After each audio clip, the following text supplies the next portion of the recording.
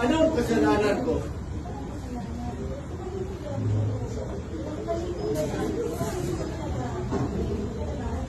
Wag!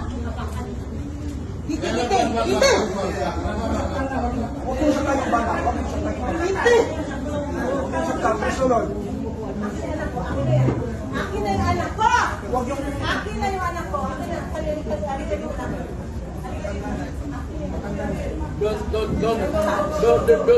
Don't do it personal.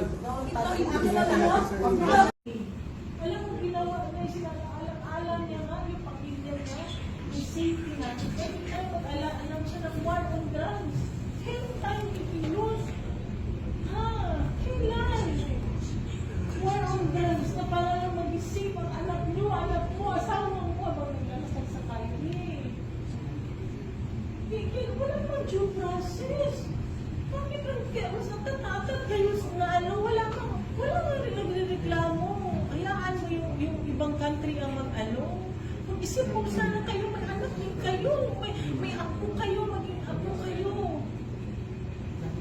Diba? Sana ho naman, mag-plan kayo ng ano, takot sa Diyos. Grabe lang ginagawa ninyo. Kailan kayo? Kailan? Taxpayer ako. Ito ang gawain nyo. Ako nagpapasweldo sa inyo. Ako nagpapasweldo sa inyo.